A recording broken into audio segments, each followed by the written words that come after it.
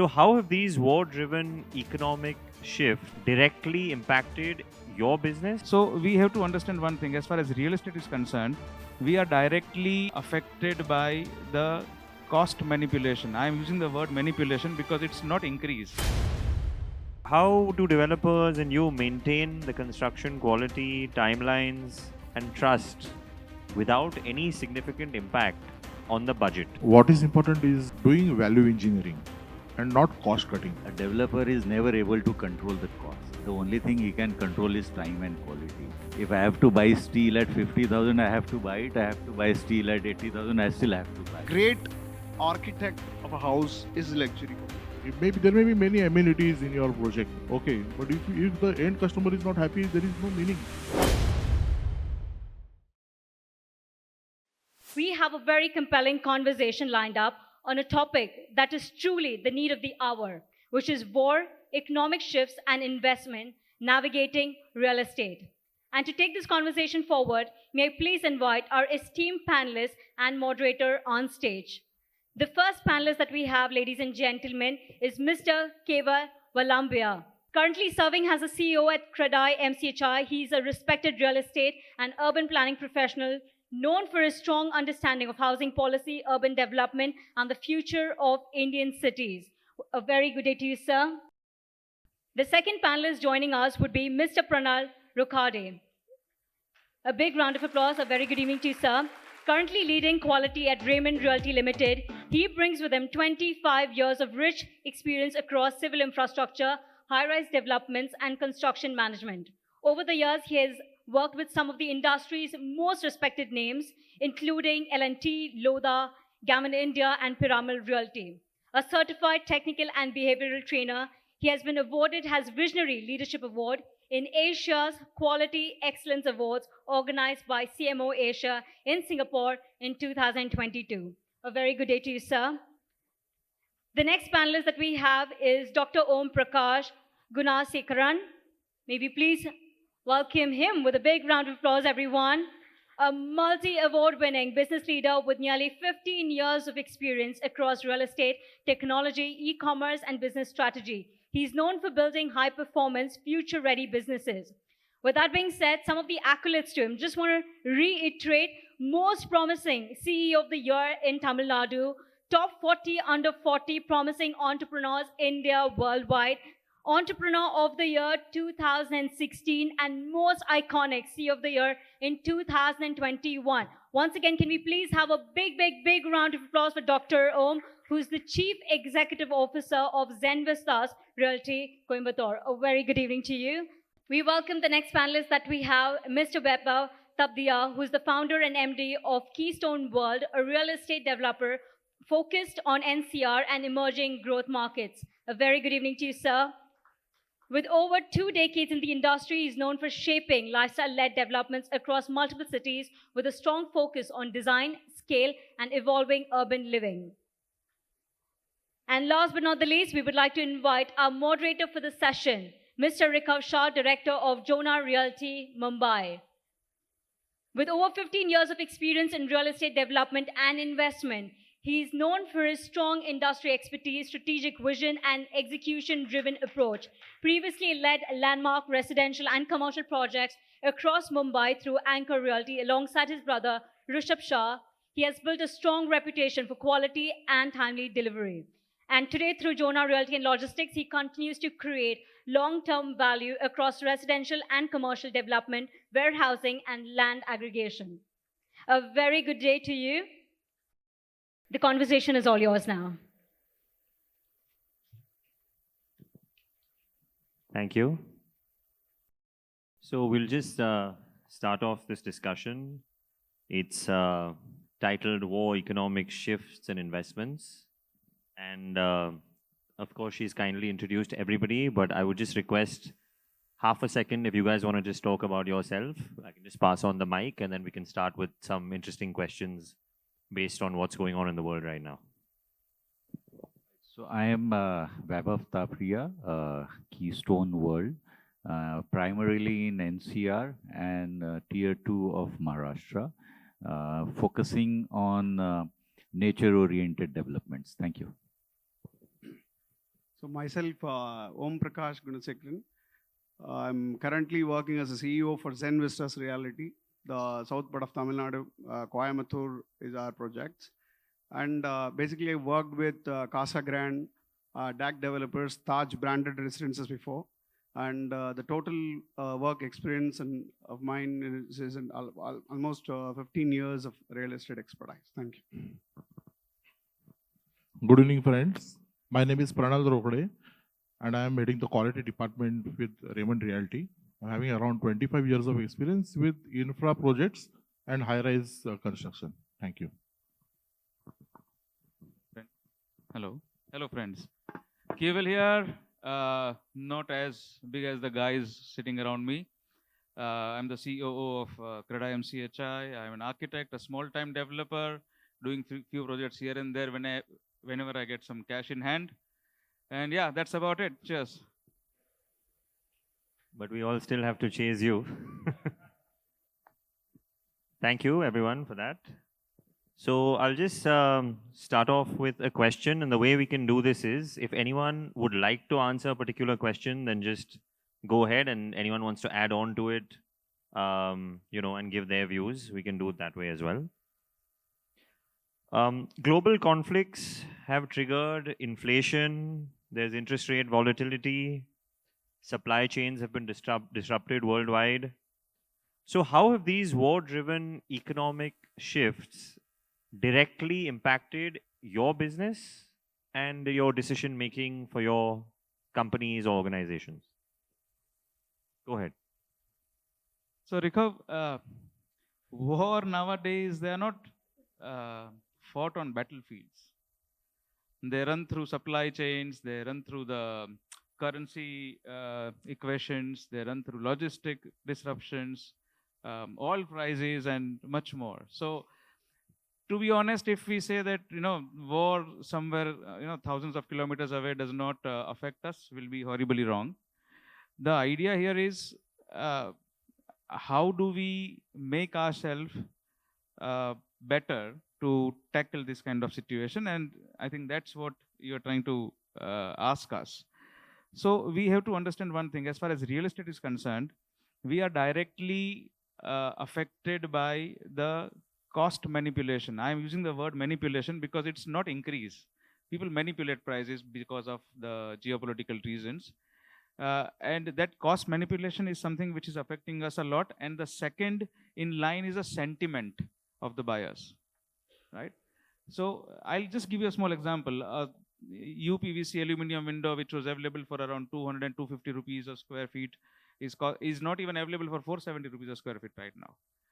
So that is a direct impact on what I'm trying to deliver to my clients, to my home buyers or my commercial buyers, and the sentiments which run around, because people who were, I'll give you a live example. People who have already given us the checks for the bookings, they've called us back, asking us to hold on, because they don't know what is going to happen. And this war has got other multiplying factors as well. Recently, you heard about a big IT company sacking of 12,000 people in a matter of time. So apart from the war, the impact of the war on the economies, the impact of the war on the livelihoods, so that is affecting the sentiments of buyers. So this brings us to a very pivotal point, that what should we as real estate developers do? The first thing what I have understood is that cost planning was merely a sub-department in our companies or our organizations. That has now become one of the very important departments in our companies, right? Cost planning cannot be with static information of the material pricing and stuff. We have to be dynamic. We have to understand that what if this happens, what if that happens, and that gives us a kind of hedge against this kind of impacts which is caused by the geopolitical situation, be it Russia-Ukraine war, be it the Iran war. The corridors, the supply corridors, once they are affected, it will affect not only real estate per se, right from FMCG to everything. So cost planning has become a very important part of our daily lives right now, and I think most of us developers are working more on procurement planning and cost planning instead of working on the designs and the CRMs or the financial part of it. On the other hand, the sentiment, as I said, the sentiment has become a very important factor because of the impact of the war. And that makes very important for us to make sure that the clients or the home buyers who are not only cautious, but they are worried about what will happen tomorrow to their livelihoods, to their families, or to their businesses. And so for us to understand where they come from, which sector do they come from, and to understand what kind of impact the sector had on their particular lives is very important. And we are, I would say, using a lot of technology, lot of human resources on understanding the sentiments of the clients, their family backgrounds, their livelihood backgrounds, and accordingly cracking deals. So it has changed the way we used to do business.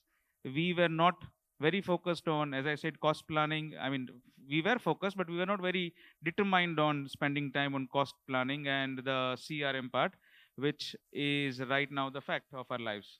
So yeah, I mean, it is indeed a significant factor. I mean, both of them, the sentiments and the cost planning. Nice. Thank you for that insight. So, would you like to add? Adding to it, from my perspective, straight to the point, the war is in not only borders, it definitely it comes to supply chain logistics area. But straight to the point, now the consumers is actually talking about, it is not about high ROI, they need a stable ROI. So they are changing the shifts basically.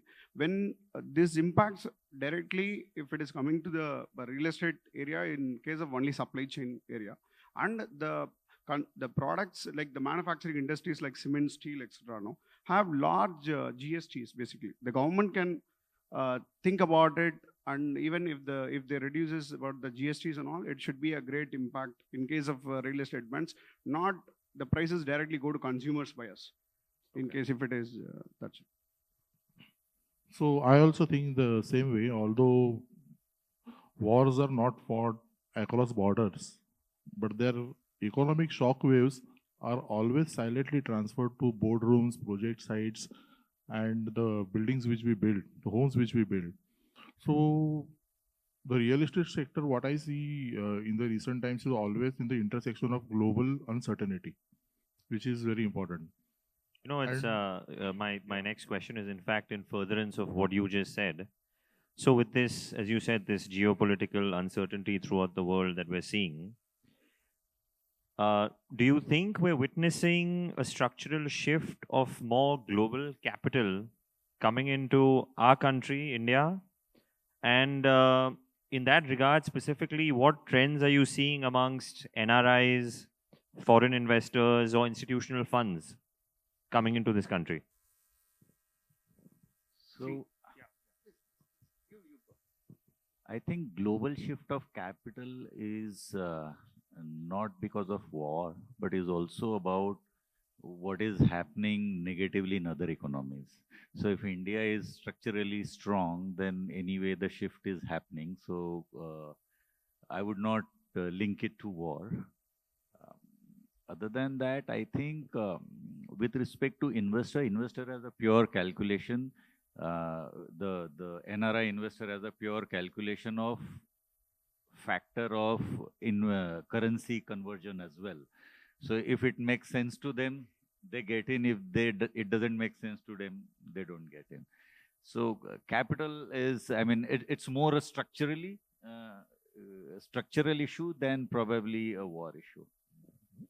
And adding to it, like as he said, the first point is so higher returns, what initially the capital is thinking. Now, today, they are actually very stable. The other countries, as you said, the demographics are not strong like India. India is moving forward, become a strategic destination for investments. The capitals are actually coming into India nowadays. The reason is the demographics and the demand is always higher in our own area. So we have a strong population so that the demand inside the states are high. So the people are investing in India is become even higher after this kind of war, economics, etc. So this is also one point to add. And again, before they are actually thinking about high returns, now it is all about whether it is stable, because all the people, when they are high rise in Dubai, everybody is actually started investing in Dubai. But now even that shift is actually coming to India because India is stable for returns. Like, yeah, thanks. So, that's exactly like I was going to say. We've seen a lot of developers have seen buyers who potentially invest in Dubai are now maybe investing in our projects here. But do you really believe genuinely that India is safe, is stable, is insulated? Or do you think this is on the surface and we're still deeply vulnerable? If there's a greater shock that comes, do you think it's going to be resilient? For me, the perspective is, compared to the other countries, India is actually managing well the geopolitics situations. And I'm not telling completely there is no problems at all. So even there is some problem, our good thing is the people is always in the conservative people. So the saving mentality is there. So they are able to manage the situation for so long. They're comparing to the other countries. So that is the one area where India is always stable, even in a very, very downfall period also we can able to manage.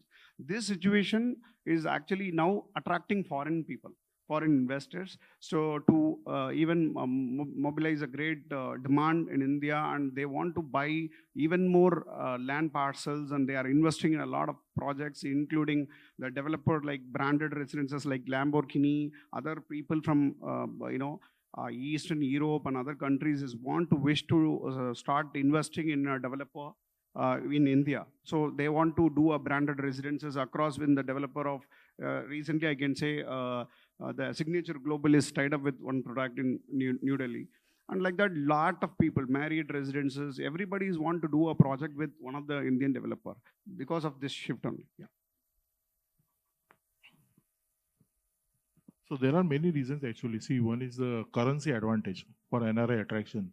That is one of the very reason where they get attracted to big developments and all.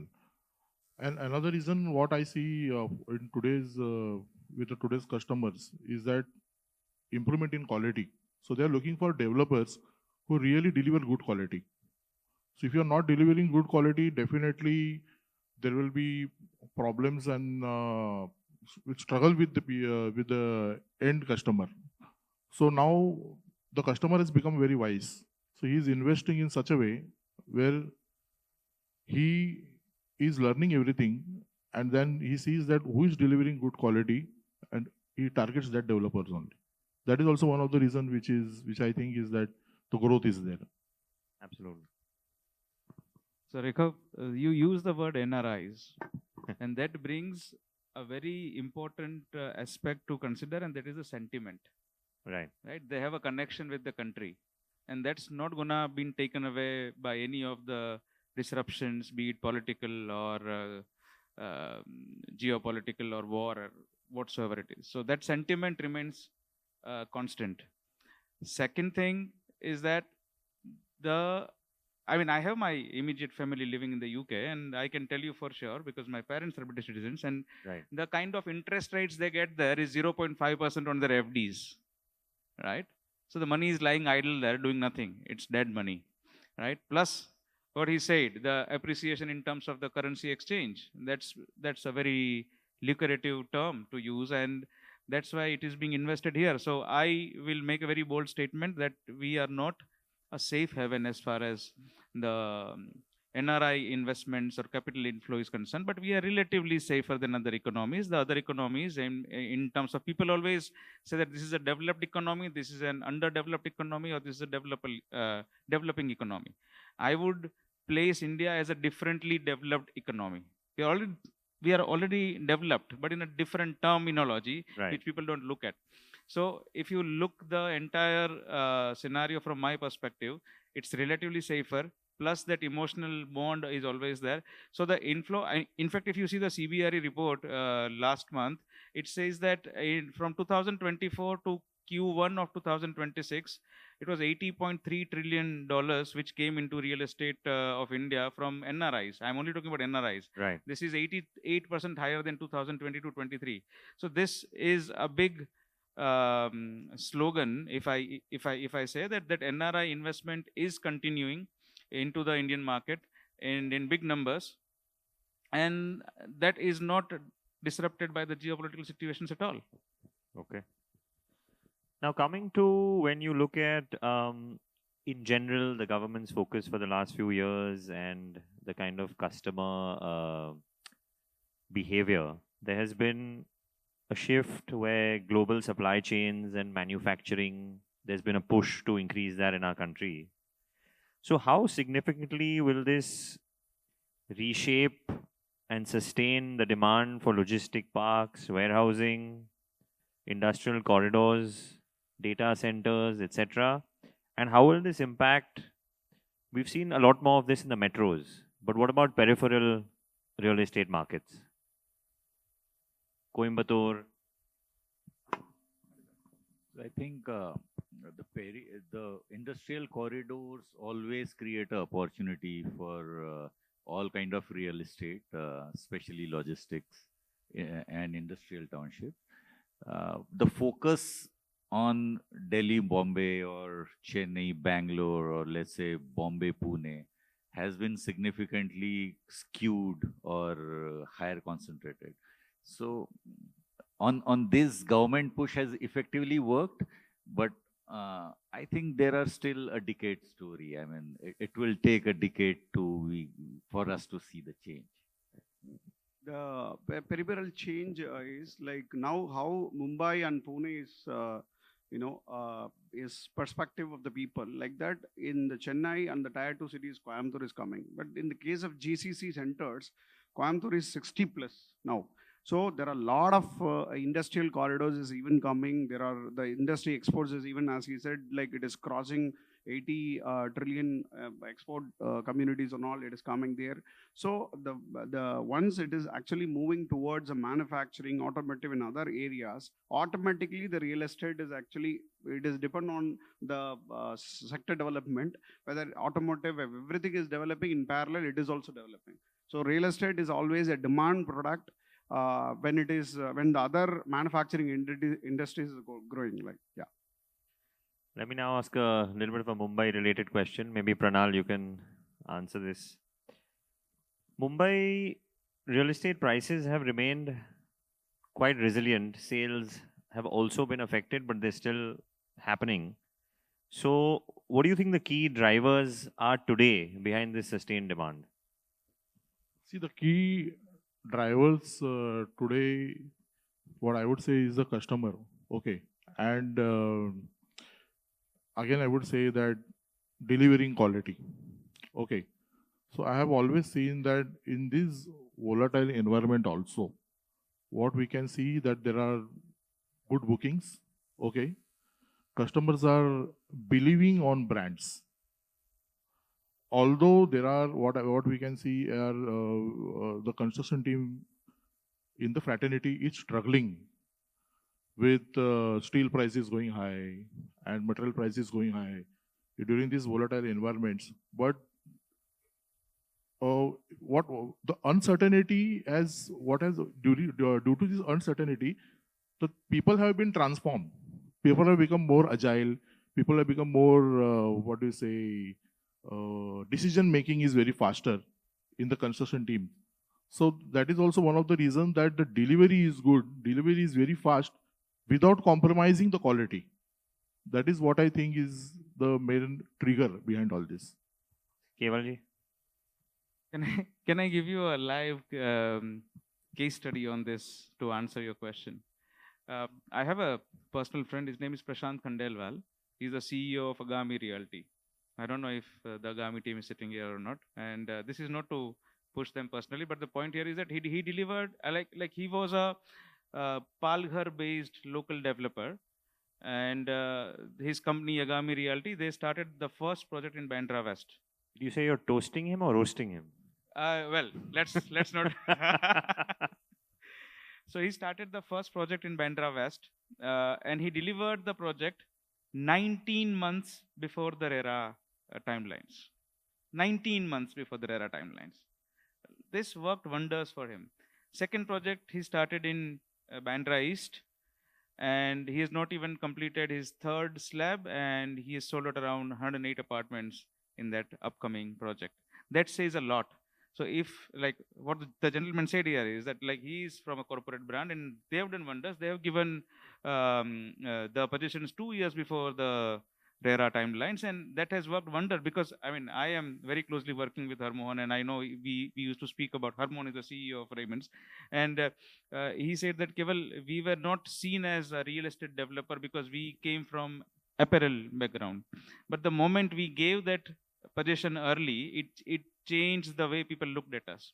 So if you are disciplined, if you are disciplined not only in your deliveries, in your cash flows, I think nothing is going to stop from the bookings and the home buyers coming to you. And that's the discipline which we have to bring in all of our fraternity. And I don't think demand is anyways going to be an issue.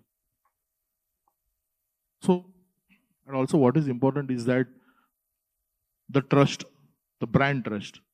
Like sir told that we have delivered 2 years before RERA. But as a Raymond brand, so already it is established into the textile business. Should use that line, chairman's collection for real estate also. Yes. So, yes, GS. So what happens that the customer has that trust in Raymond. Okay, Raymond as a brand.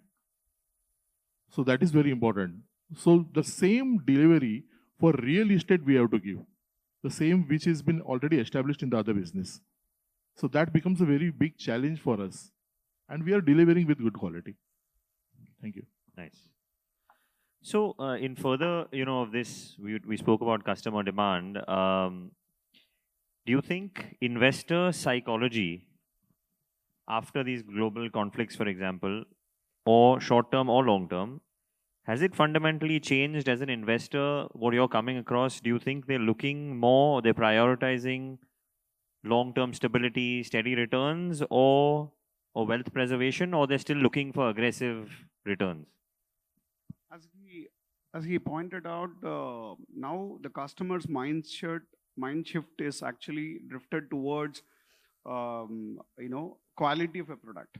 If you give a great quality, then he is talking about a lot of if the market is talking about a lot of integrity of the builder, then he is not thinking about the returns or other areas they are not seeing. Now the customers is only drifted to the quality area, and the shift is ready to move towards the investment and real estate only because of the quality. Now I have seen, because before some time when we are actually putting the projects, as he said, the CREDI is actually giving, there is some regulations which is making the people aware.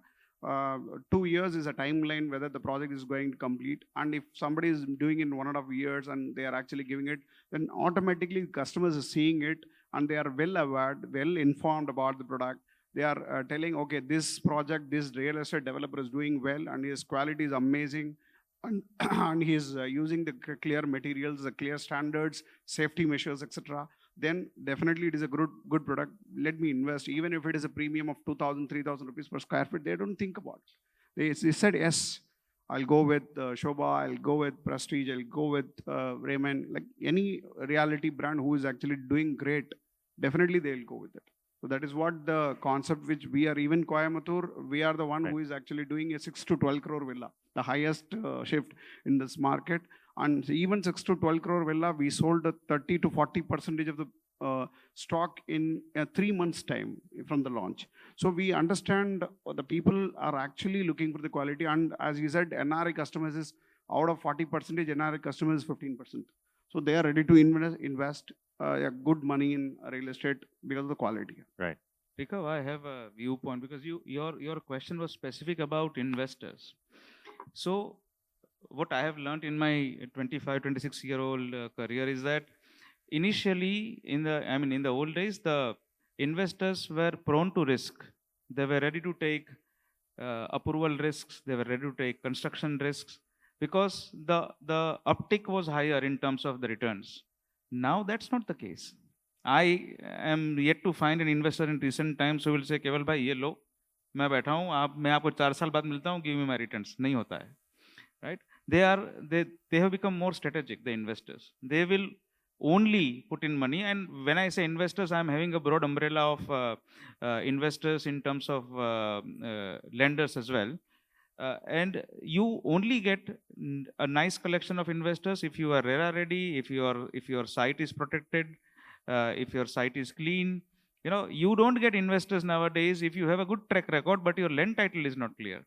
So that is a very important shift which I have seen into the investors, and they are now more strategic in investments instead of risk prone. Those days are gone, and I believe it's good for us because we have to become more disciplined as well in terms of attracting more investments.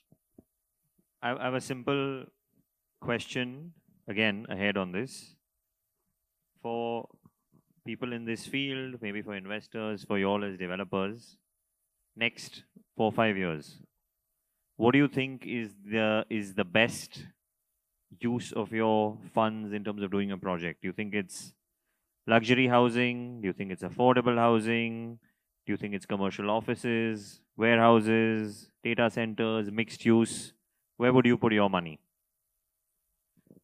So I think it will depend on developer to developer. So if it is we are not into asset owned development. So we are into premium housing luxury development. So I think we would focus in the area we expertise on rather than making a shift.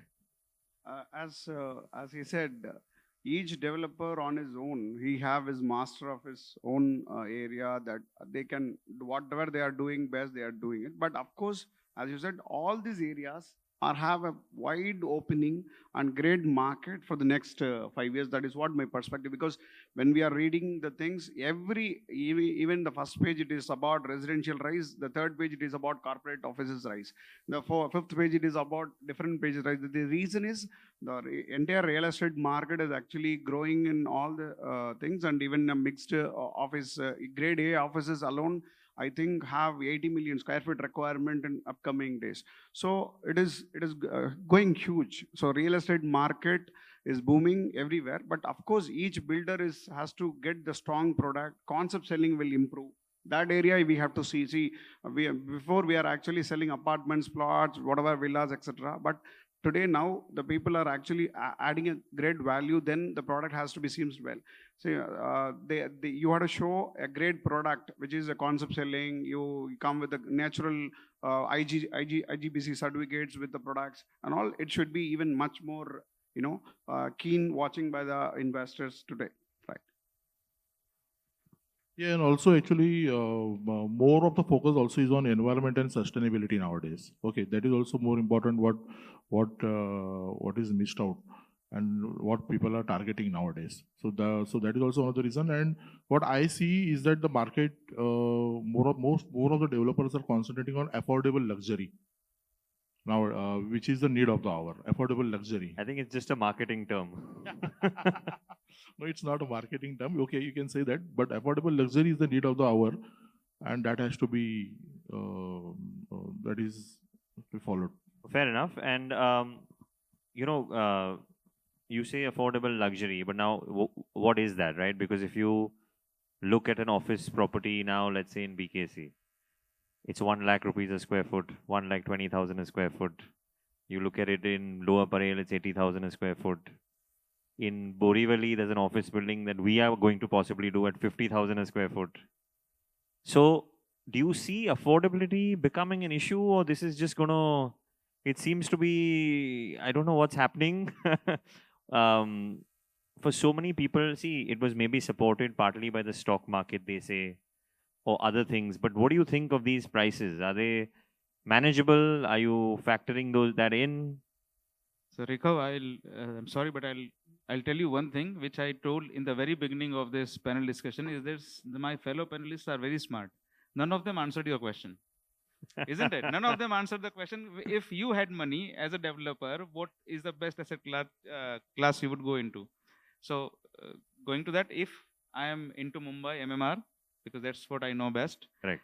I would go for a mixed-use redevelopment project for sure. If I am a tier 2 or tier 3 city developer, I would say going into the second home and the plotted development is the best bet as of now, or logistics. Uh, if I am in one of the metros apart from Mumbai, I would definitely go for a residential because that is a safe bet as of now. That's your first question. Second is your pricing input. So we have to understand one thing, and I think I have been saying this on various TV interviews as well, is that, and I'm giving you exact numbers, yeah? Please pay attention.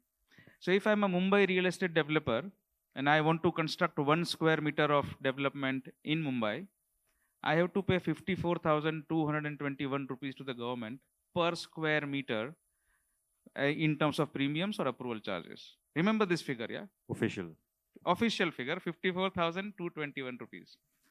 If the same developer, you pick him up from Mumbai, take him to Ahmedabad, he pays 800 rupees a square meter. Same developer, pick him up and take him to Chennai, he'll pay 5,500 rupees a square meter. Again, take him to Delhi, NCR, he will pay 5,000 rupees a square meter.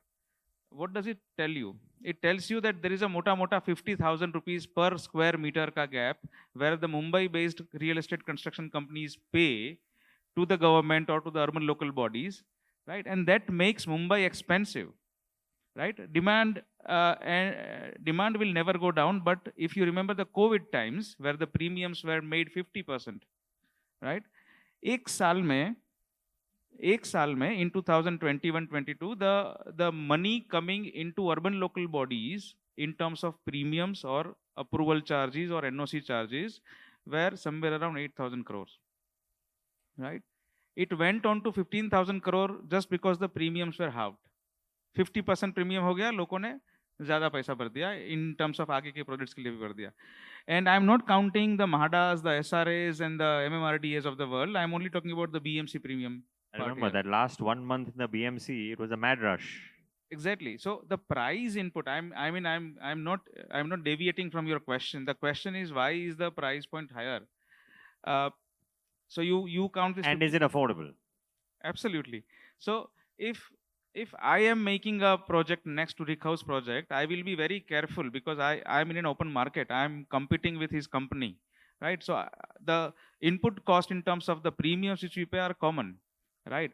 But then what happens is, if I want to make a luxury and I want to make a luxurious project than what Rikhav is making, obviously my price point will go higher. And that is restricting, this open market policy is restricting all of us to go to the places where we want to go in terms of our products.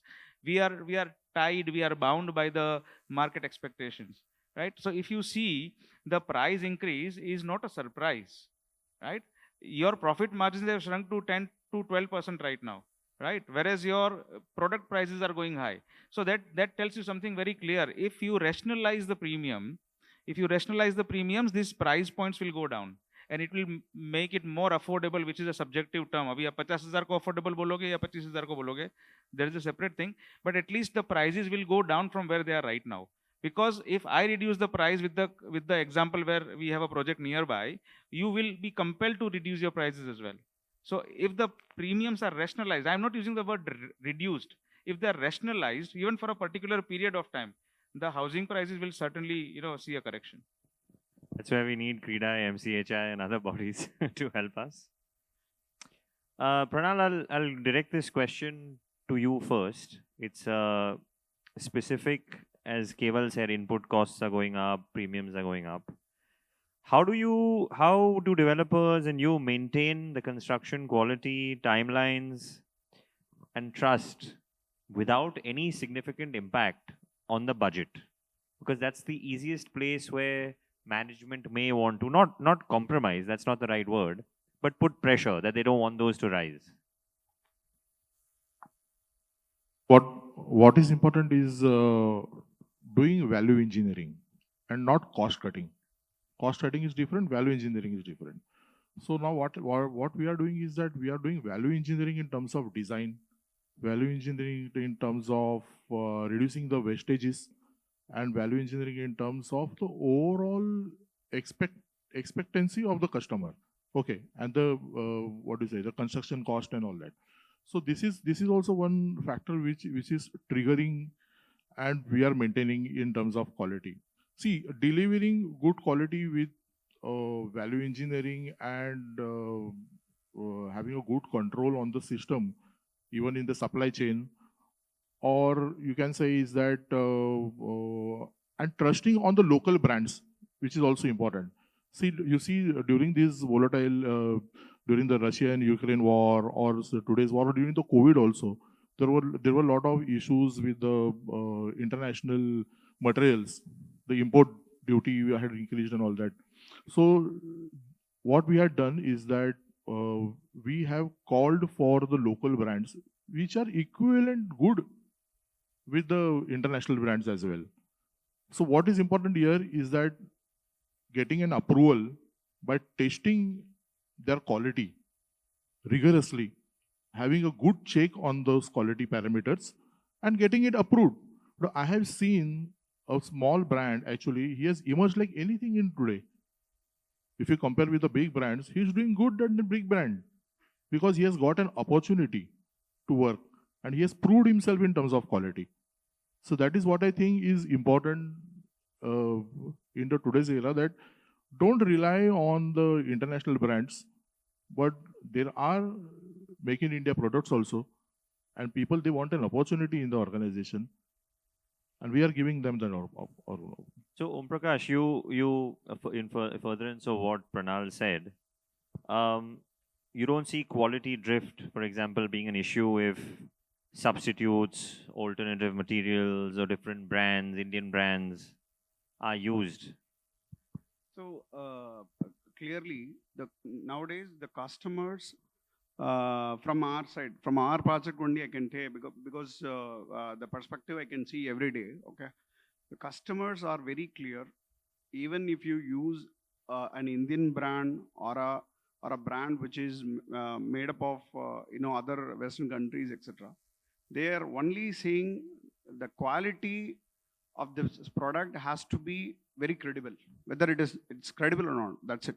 So say for example, in our project, we have two things. One is the time displayer machine to show this project has to be completed on time. The second one is quality standards in all the materials is displayed there in the project offices itself, site offices. Say Tata Steel we use, as he said, all the materials of Make in India only we are using. See, Ultratech cement. So all the engineering materials also. Some of the materials, they are very clear that these Swiss products, for this cutting edge technologies, precise home automation, these areas only we expecting the techniques of other countries, Western countries, to evade there. But of course we are opening that. It is little tough to, even the cost will go to the customer only, but they are agreed to it. From my point, they are agreed to that shift. Even if it is a small drift in the price, they are agreed to it, but they want the best out of the best. So we are actually, as he said, maximum things we will ensure from the engineering product of time. We will ensure the Indian products, which is equal quality of the Western products we are using. Where some of the areas, as he said, there is no compromise on the product quality or the expectations of the customer. So we are actually may shift to that. I think I have a different view. In last 2 decades I have been working in the under construction project. A developer is never able to control the cost. The only thing he can control is time and quality. If I have to buy steel at 50,000, I have to buy it. I have to buy steel at 80,000, I still have to buy it. So, and we cannot compromise the RERA declared specifications. We have to go within those brands only. So really the fact is the cost is little bit out of our hands. Only thing that we can do is save by trying to complete the project within time or before time. So that is what my take is in last 2 decades. Nice. You know, when I asked one of those earlier questions, where will all of you put your money? I was hoping one of you would at least say Calcutta or West Bengal. Because apparently that's the new hottest place where real estate prices are likely to rise. You use the term, Pranal, affordable luxury. In that context, what do all of you think on what's the definition of premium real estate? At one point, it used to be location and size. Now, is it sustainability, wellness, infrastructure, amenities? What do you think for you is premium or luxury in your respective businesses? So if you ask me, for me, it is premiumness, okay, with good quality. So if you deliver good product, definitely it is going to attract the customer. So that is more important. So there may be many amenities in your project, okay, but if the end customer is not happy, there is no meaning. You are spoiling your name. So that what I think is that every developer should see to it that they must deliver a product in such a way where after delivery there must be very less complaints or no complaints, zero defect. That must be the motto. That is why what I think is that goes with your premium luxury or super premium luxury of any luxury, 7-star luxury. But the product must speak. That is what I think. Right. For me, I see location plus quality. The location is also very, very important in this aspect, whatever you asked. So that is definitely a premium luxury, because when we are even doing projects in Chennai or even Coimbatore, the southern part of Tamil Nadu, we always see the location drift a great premium or luxury to that brand, number one. But two, as you said, the quality of the product is very, very important. So if it is really great, as I told you before, premium is okay. Premium is ready. The customer is ready for the premium. Yeah. Okay. It's one of the most overused terms, Rikhav. One of the most abused terms is luxury, right? If you ask me if your product or your flat is giving me ample sunlight in my unit, it's luxury for me, right? It's a very enigmatic term. Right. Luxury is not about quality materials and brands. That's not luxury for me. Luxury for me, see, the thing is, location is out of this context, because you cannot have a luxury housing in Bhiwandi, let's say, right? Right. So location is out of context. The point here is that what is a premium or a luxury housing definition? The definition is space, right? If you have more space in your house, it's luxury, right? हम 300 square feet के घर बनाते हैं. That's not luxury, right? So space, if you are having enough space where I can see, I mean, I asked one of my customers, what is the luxury for you? And he said that मुझे मेरे बच्चों को है ना मेरे घर में भागते हुए देखना है. वो luxury है. Because they have lived in 300, 400 square feet apartments. Right. So luxury is a very enigmatic term. For someone it can be space, for someone it can be, as I said, sunlight for me. If my house is well ventilated with ample of sunlight, that's luxury. Right? Because we live in matchboxes nowadays. Correct. So luxury is a perspective which can be different for everyone. You have to understand the micro market where you are building your project. If you are having a luxury project in South Mumbai, your parameters will be very different than a luxury project in Badlapur.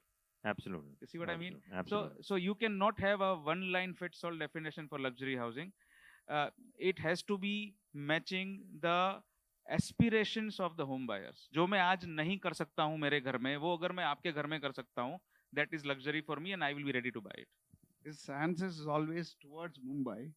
So my answers are actually towards his question, because he asked me location So, as well. which is why it's great, because both perspectives are correct. correct.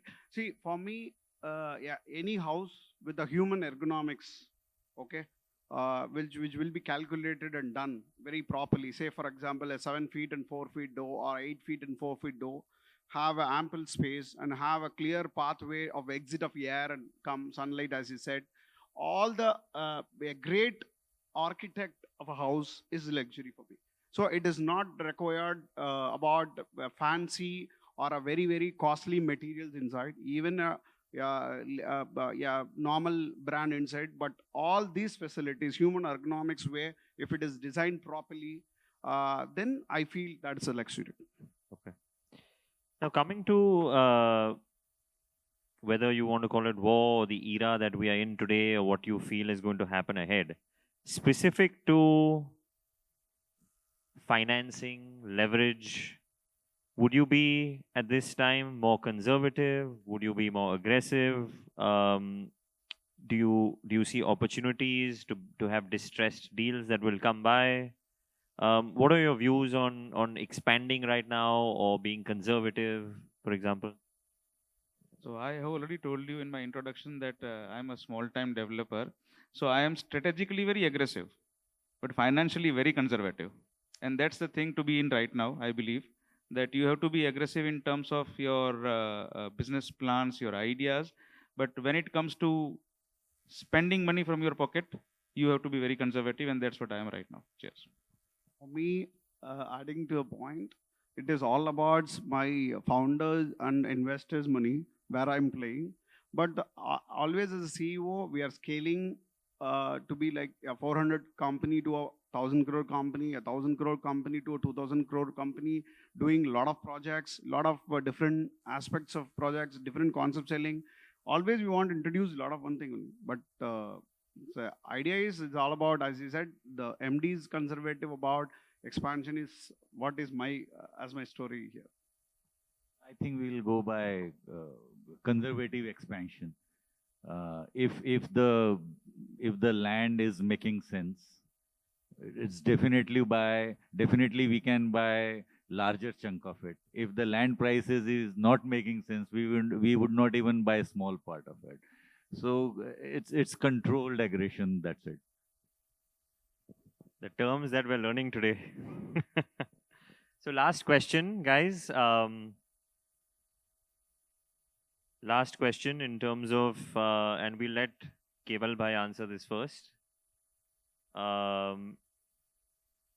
I feel that government policy has played a major role in sort of India's real estate growth in the last, maybe decade. Whether it be Bombay, Delhi, Coimbatore, or even the rest of the country, you can say, be it infrastructure, be it specific policies to municipalities of different places. I feel the government has been a major driving force. What additional reforms do you think or interventions are now critical to keep our sector growing, competitive, and kind of expanding and giving us all a livelihood? So the policy measures which we have seen so far, friends, they were like those kadvi dawaz, खाने में किसी को अच्छी नहीं लगती है, पर वो अपने हेल्थ के लिए अच्छा होता है, right? So GST did that, right? RERA did that. They formalized our sector.